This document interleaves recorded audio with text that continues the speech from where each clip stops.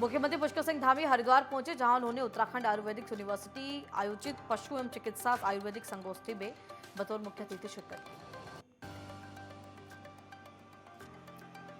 CM Gautam farm में आयोजित महाराजा अग्रसेन वार्षिकोत्सव और पारिवारिक सम्मेलन में भी शामिल हुए। इस दौरान सीएम धामी ने हाल ही में पेश हुए बजट की उपलब्धियां भी बताई। साथ ही सीएम ने आगामी 28, 29 और 30 मार्च को रामनगर में होने वाली T20 की बैठकों का भी जिक्र किया। सीएम ने उत्तराखंड को मौका देने के लिए पीएम मोदी का आभार जताया। उन्होंने कहा कि T20 की बैठक के बाद उत्तराखंड की सभ्यता और संस्कृति के साथ ही कॉर्पोरेट नेशनल पार्क की पहचान पूरी दुनिया में होगी। मुख्यमंत्री पुष्कर सिंह धामी चंपावत के टनकपुर पहुंचे। इस मौके पर मंत्री रेखा आर्या भी मौजूद रही। मुख्यमंत्री टनकपुर के श्री बांके बिहारी खाटू श्याम मंदिर पहुंचे, जहां मुख्यमंत्री ने सबसे पहले खाटू श्याम बाबा के मंदिर में मत्था टेका, साथ ही प्रदेश की खुशहाली की भी कामना की। सीएम ने टनकपुर से राजस्थान के श्री खाटू श्याम मंदिर के लिए बस सेवा का पूर्ण विधि विधान से पूजा पाठ का शुभारंभ किया। बस सेवा का शुभारंभ करने के बाद सीएम टनकपुर में आयोजित आजीविका सदस्य मेला स्थल पहुंचे। मुख्यमंत्री ने फीता काटकर मेले का शुभारंभ किया। इस मौके पर स्थानीय समाज सेवियों ने मुख्यमंत्री का स्वागत किया। टनकपुर में आयोजित हो रही आजीविका सरस मेले में देश के 11 विभिन्न राज्यों से आए स्वयं सहायता समूहों द्वारा लगभग 200 से ज्यादा स्टॉल लगाए गए हैं, जिनमें सभी राज्यों के स्थानीय एवं सांस्कृतिक उत्पादों को रखा गया है। राज्य में शिक्षकों की कमी के बावजूद वर्षों से उत्तर प्रदेश और बिहार में तैनात शिक्षकों की प्रतिनियुक्ति की रद्द हो गई है। शिक्षा मंत्री धन सिंह रावत ने शिक्षा सचिव को इसके लिए निर्देश दिए हैं। मंत्री ने कहा कि आदेश का अनुपालन न करने वाले शिक्षकों की सेवाएं भी समाप्त की जाए। शिक्षा मंत्री ने कहा कि संबंधित शिक्षकों के साथ ही इसके लिए जिम्मेदार अधिकारियों के खिलाफ भी कार्रवाई होगी। उत्तराखंड के कई शिक्षक पिछले 14 साल से अधिक के समय से विभिन्न राज्यों में तैनात हैं। शिक्षा मंत्री का कहना है कि प्रतिनियुक्ति पर जितने भी लोग राज्यों से बाहर हैं, उनकी ओर से कार्मिक विभाग के शासनादेश का उल्लंघन किया गया है। इसके खिलाफ सख्त कार्रवाई होगी।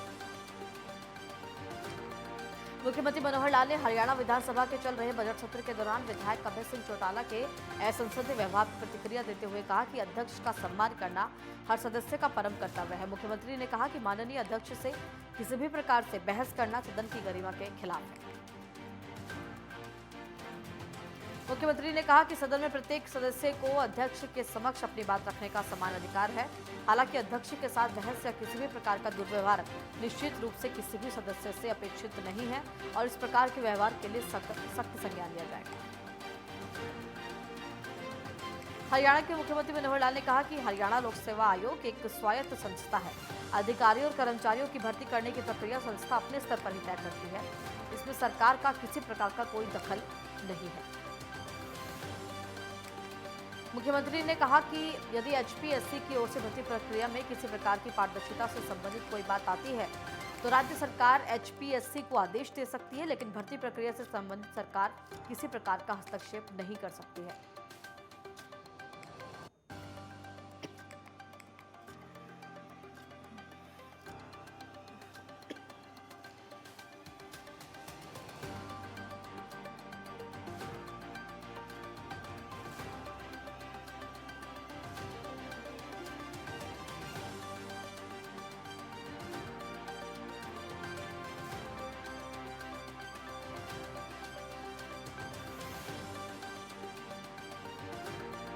दिल्ली के रामलीला मैदान में किसानों ने महापंचायत का आयोजन किया। इस महापंचायत में 11 राज्यों से करीब 20,000 किसानों ने हिस्सा लिया। किसानों ने न्यूनतम समर्थन मूल्य के साथ ही अपनी 10 सूत्रीय मांगों को लेकर महापंचायत का आयोजन किया। कैमूर में पुलिस ने वाहन जांच के दौरान एक कार से 357 लीटर शराब जब्त की है। साथ ही पुलिस ने मौके से 2 तस्करों को भी गिरफ्तार किया है। फिलहाल पुलिस द्वारा शराब और कार को जब्त कर दोनों तस्करों के विरुद्ध आगे की कार्रवाई की जाएगी। अल्मोड़ा में गुलदार का खौफ लगातार बढ़ रहा है। जंगल छोड़कर गुलदार रिहायशी इलाकों में मूवमेंट करते हुए नजर आ रहे हैं। चीना खान मोहल्ले में मूवमेंट करते 2 गुलदार एक साथ CCTV में कैद हो गए। गुलदार के मूवमेंट का वीडियो तेजी से वायरल हो रहा है।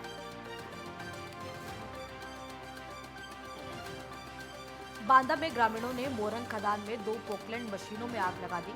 नदी में बच्चे के डूबने के बाद ग्रामीण आक्रोशित हो गए। सूचना पर पहुंची पुलिस मामले की जांच में जुटी है। पूरा मामला कमासीन थाना क्षेत्र के लोहर खदान का है।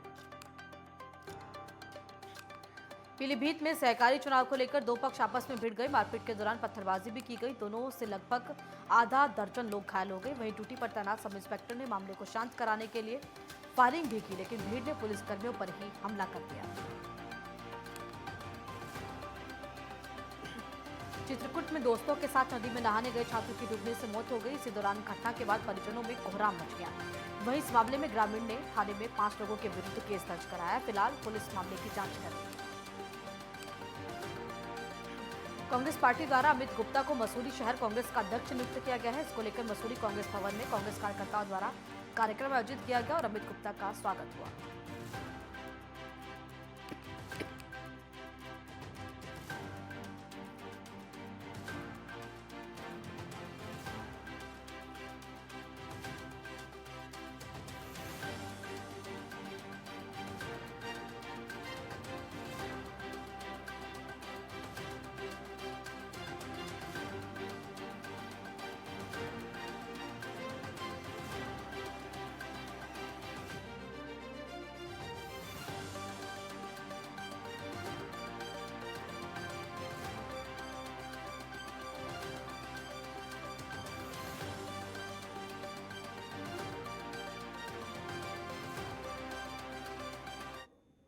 फिलहाल एक छोटे से ब्रेक के लिए रुकते हैं। ब्रेक के तुरंत बाद हाजिर होते हैं।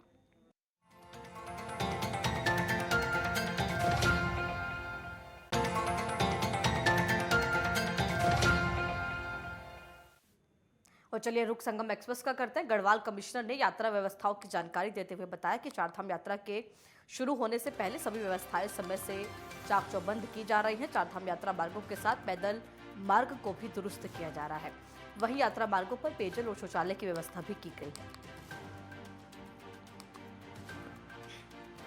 आगामी 25 अप्रैल से होने वाली केदारनाथ यात्रा का आगाज होने के लिए 1 माह का समय शेष रह गया है। 20 अप्रैल को ओंकारेश्वर मंदिर में केदारपुरी के क्षेत्र रक्षक भैरव पूजन के साथ यात्रा का आगाज होगा। 21 अप्रैल को डोली ऊखीमठ से धाम के लिए रवाना होगी। 25 अप्रैल को भगवान केदारनाथ के कपाट खोल दिए जाएंगे। आगामी 25 अप्रैल से शुरू होने वाली केदारनाथ यात्रा को लेकर केदार घाटी के जनमानस में भारी उत्साह बना हुआ है। जिला प्रशासन और मंदिर समिति यात्रा व्यवस्थाओं में जुट गए हैं। उत्तराखंड में बीते 2 दिनों से मौसम का मिजाज बदला हुआ है। एक और जहां पहाड़ी इलाकों में बारिश तो वहीं मैदानी इलाकों में ठंडी हवाएं चलने से ठंड बढ़ गई है। वहीं प्रदेश के अधिकांश इलाकों में दिन की शुरुआत बारिश के साथ हुई। मौसम विभाग ने चेतावनी जारी की है कि उत्तराखंड के अधिकांश स्थानों पर हल्की से मध्यम बारिश के साथ ही ओलावृष्टि की संभावना है। वहीं ऊंचाई वाले क्षेत्रों में बर्फबारी भी हो सकती है। मौसम विज्ञान केंद्र के निदेशक विक्रम सिंह ने बताया कि अधिकांश जिलों में गरज चमक के साथ हल्की से मध्यम बारिश और बर्फबारी की संभावना है। केदारनाथ धाम में बार बार भारी बर्फबारी होने से मजदूरों को कार्य करने में परेशानी हो रही है। बर्फबारी के बावजूद भी मजदूर बर्फ हटाने एवं व्यवस्थाओं को दुरुस्त करने में लगे हैं, जिससे कि समय से सभी व्यवस्थाएं दुरुस्त की जा सके। साथ ही डीडीएम द्वारा जिन स्थानों पर मार्ग क्षतिग्रस्त है उनका मरम्मत कार्य भी किया जा रहा है। हरिद्वार के पोश इलाके रानीपुर मोड़ पर एक युवक का शव मिलने से सनसनी फैल गई। नाले से युवक का शव बरामद हुआ है। मृतक युवक पौड़ी जिले का निवासी है। 2 दिन से युवक लापता बताया जा रहा था। इसकी ज्वालापुर कोतवाली में गुमशुदगी भी दर्ज है। फिलहाल पुलिस ने शव को कब्जे में लेकर पोस्टमार्टम के लिए भेज दिया है। सितारगंज में एक अज्ञात वाहन की स्कूटी से टक्कर हो गई, जिसमें स्कूटी पर सवार 3 लोग घायल हो गए। घायलों को इलाज के लिए अस्पताल में भर्ती कराया गया, जिनमें से एक घायल को मृत घोषित कर दिया गया, जबकि एक घायल को हायर सेंटर रेफर किया गया है। आजसू पार्टी के आदिवासी महासम्मेलन में राज्य के पूर्व मुख्यमंत्री और सह आजसू पार्टी के केंद्रीय अध्यक्ष सुदेश महतो ने शिरकत की। इस मौके पर उनका भव्य स्वागत किया गया। इस कार्यक्रम में पार्टी के केंद्रीय सचिव तरुण गुप्ता सुदेश महतो को शॉल और मोमेंटो देकर सम्मानित किया। जल संस्थान अब पानी कनेक्शन की चोरी करने वालों पर नकेल कसने जा रहा है। सचिव प्रशासन सत्येंद्र कुमार गुप्ता ने जानकारी देते हुए कहा कि विभाग ने विजिलेंस सेल का गठन किया है, जिसके चलते पानी के कनेक्शन की चोरी करने वालों पर शिकंजा कसना जा सकता है। हालांकि अधिशासी अभियंता और डिवीजन स्तर पर समय समय पर निगरानी की जाती है। नोएडा में भंगेल एलिवेटेड रोड के काम में लापरवाही देखने को मिली है। भंगेल एलिवेटेड रोड का काम अधर में लटका हुआ है, जिसको लेकर व्यापारियों में नाराजगी देखने को मिल रही है। पलवल के पुलिस अधीक्षक ने पुलिस लाइन से तीर्थ यात्रा के लिए हरिद्वार जाने वाले एक बस को हरी झंडी दिखाकर रवाना किया। इस यात्रा में करीब 55 रिटायर्ड हरियाणा पुलिस कर्मचारी गंगा स्नान के लिए हरिद्वार रवाना हुए। छतरपुर जिले के जटाशंकर धाम में बारिश के दौरान एक अद्भुत नजारा देखने को मिला। बिजावर क्षेत्र के केदारनाथ कहे जाने वाले श्री जटाशंकर धाम में बारिश के चलते मऊ मुख से निकलती धारा में उफान आ गया और मुनि कुंड स्थित सीढ़ियों के ऊपर से पानी की तेज धारा बहती नजर आई।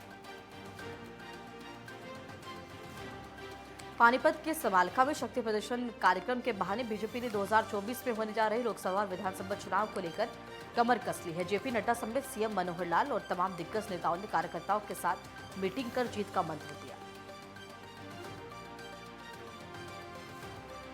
वहीं बगहा में चौतरवा पुलिस ने बस से गांजे की बड़ी खेप बरामद की है। पुलिस ने मुख्य सड़क से मादक पदार्थों की तस्करी का खुलासा करते हुए 8.5 किलो गांजा के साथ तस्कर को गिरफ्तार किया।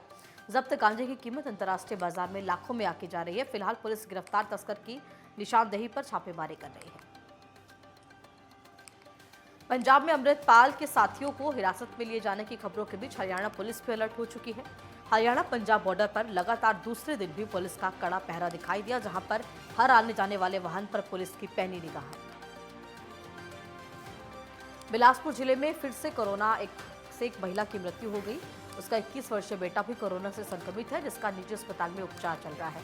महिला 10 दिनों से सर्दी, खांसी, बुखार से पीड़ित थी, जिसका निजी अस्पताल में इलाज चल रहा था। बिलासपुर में कोरोना से महिला की मृत्यु हो गई। सीहोर के बुधनी में गरीबों को बांटे जाने वाले राशन में अनियमितताएं देखने को मिल रही है। राशन वितरण केंद्र में मिट्टी वाले गेहूं उपभोक्ताओं को दिए जा रहे हैं। इसके अलावा उपभोक्ताओं को राशन की दुकान पर राशन की पर्ची भी नहीं दी जाती है और यहां स्टॉक बोर्ड भी नहीं लगा है। बागपत के बड़ौत में दिगंबर जैन महाविद्यालय में वृद्ध रोजगार मेले का आयोजन किया गया। इस रोजगार मेले में अब विभिन्न सेक्टरों की 31 कंपनियां शामिल हुई, जिसका शुभारंभ बागपत सांसद डॉक्टर सत्यपाल सिंह ने दीप प्रज्वलित करके किया। रोजगार पाने के लिए युवक युवतियों की काफी भीड़ उमड़ी। यूपी के बुलंदशहर में बेमौसम बारिश से गेहूं, सरसों और आलू की फसलों को भारी नुकसान हुआ है। विभिन्न क्षेत्रों में तेज हवाओं के साथ मूसलाधार बारिश हो रही है, जिसके चलते किसान काफी परेशान हैं। फसलों को नुकसान होने से किसानों की चिंता और बढ़ गई है। गोपालगंज में सोना कारोबारी पर हमला करने वाले 3 आरोपियों को पुलिस ने गिरफ्तार कर लिया है। 16 मार्च को उचका गांव थाना क्षेत्र के वृंदावन के पास इन बदमाशों ने गोली मारी थी। आरोपियों से एक बाइक और वारदात में इस्तेमाल किए गए हथियार भी बरामद किए गए हैं। बगहा के NH 727 पर सड़क हादसे में 2 लोगों की दर्दनाक मौत हो गई। बाइक और तेज रफ्तार ट्रैक्टर में टक्कर हुई। घटना में चालक को गंभीर चोटें आई हैं, जिसे इलाज के लिए अस्पताल में भर्ती कराया गया है। वहीं बाइक सवार दोनों महिलाओं की घटनास्थल पर ही मौत हो गई। फिरोजाबाद में यातायात नियमों के पालन के लिए ट्रैफिक पुलिस तकनीक का सहारा ले रही है। चौराहों पर ITMS प्रणाली से चालान काटे जा रहे हैं। 45 दिन में 9,449 चालान सिर्फ लाल बत्ती क्रॉस करने पर हुए हैं। इस तरह से औसतन हर रोज 200 से ज्यादा चालान सिर्फ लाल बत्ती क्रॉसिंग पर हो रहे हैं। बोकारो के सिटी थाना क्षेत्र के सेक्टर 2 में 2 पक्षों में जमकर मारपीट हुई, जिसमें 3 लोग घायल हो गए। मामले में दोनों पक्षों ने परस्पर विरोधी FIR दर्ज कराई है। बहरहाल पुलिस ने मामले की छानबीन शुरू कर दी है। पटियाला के SSP वरुण शर्मा की अगुवाई में पुलिस की तरफ से अलग अलग इलाकों में सर्च अभियान चलाया गया है। वहीं अलग अलग जगहों पर पुलिस की तरफ से सख्त नाकाबंदी करके वाहनों की चेकिंग की जा रही है और पैरामिलिट्री फोर्सेस के जवानों की तरफ से भी शहर में फ्लैग मार्च निकाले जा रहे हैं। जम्मू कश्मीर पुलिस ने बांदीपोरा जिले के गुंडापोरा रामपुर में आतंकवादियों को पनाह देने के आरोप में कार्रवाई करते हुए 2 घरों को कुर्क करने की कार्रवाई की है। छत्तीसगढ़ सर्व विभागीय संविदा कर्मचारी महासंघ के बैनर तले रायगढ़ जिले के संविदा कर्मचारी कलेक्ट्रेट पहुंचे, जहां उन्होंने कलेक्टर TR रात्रे को मुख्यमंत्री के नाम से ज्ञापन सौंपा। सीधी नगर पालिका की तरफ से स्वच्छता पाठशाला का आयोजन किया गया। इस कार्यक्रम में नगर पालिका अध्यक्ष और नगर पालिका CMO, नगर पालिका के पार्षद समेत सफाई कर्मचारी मौजूद रहे और नगर पालिका कर्मचारी भी मौजूद रहे। नोएडा के सेक्टर 55 में निःशुल्क जांच शिविर का आयोजन किया गया। नोएडा डायबिटिक फोरम की तरफ से आयोजित इस शिविर में 275 लोगों के स्वास्थ्य की जांच की गई। वहीं डॉक्टर SP जैन ने कहा कि आज के समय में बढ़ते प्रदूषण से लोगों को कई स्वास्थ्य समस्याओं का सामना करना पड़ रहा है। झज्जर के मां भीमेश्वरी देवी मंदिर में चैत्र नवरात्र पर्व 22 मार्च से शुरू हो रहा है। इस मौके पर मेले का आयोजन भी किया जाएगा। इस दौरान लाखों श्रद्धालु माता के मंदिर में शीश नवाने पहुंचे। इस आयोजन को सफल बनाने के लिए यहां सभी तैयारियां पूरी कर ली गई है। वहीं प्रशासनिक अधिकारियों ने मेला प्रबंधन द्वारा की गई तैयारियों का जायजा भी लिया। दतिया में कलेक्टर संजय कुमार ने जिले में बोर्ड परीक्षाओं के सामूहिक नकल को रोकने के लिए विशेष कदम उठाए हैं। इसके लिए अलग अलग दल बनाए गए हैं जो लगातार परीक्षा केंद्रों का निरीक्षण कर रहे हैं।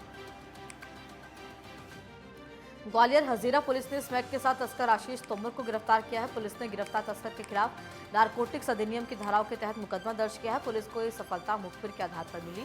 तस्कर के पास से 15 ग्राम स्मैक भी मिली है, जिसकी अंतर्राष्ट्रीय बाजार में कीमत 1.5 लाख रुपए से ज्यादा बताई गई है।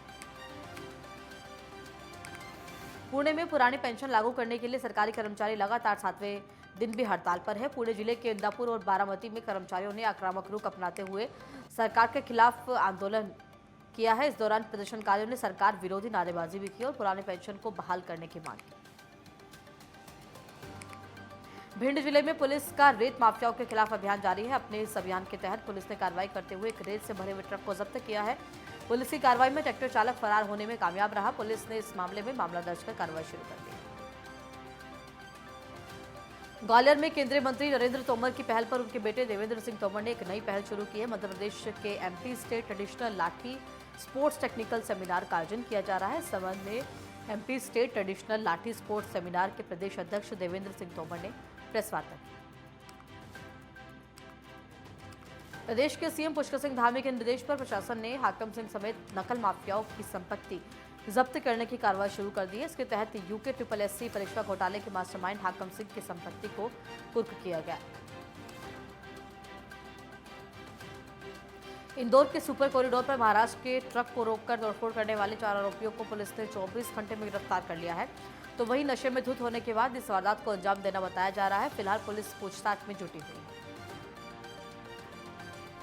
छतरपुर के बिजावर में अवैध सागौन की लकड़ी की तस्करी कर रहे पिकअप वाहन समेत एक आरोपी को वन विभाग की टीम ने पकड़ने में सफलता हासिल की है, जिसमें से मुख्य आरोपी राजेंद्र सिंह फरार हो गया। पुलिस को यह कामयाबी मुखबिर की सूचना के आधार पर मिली।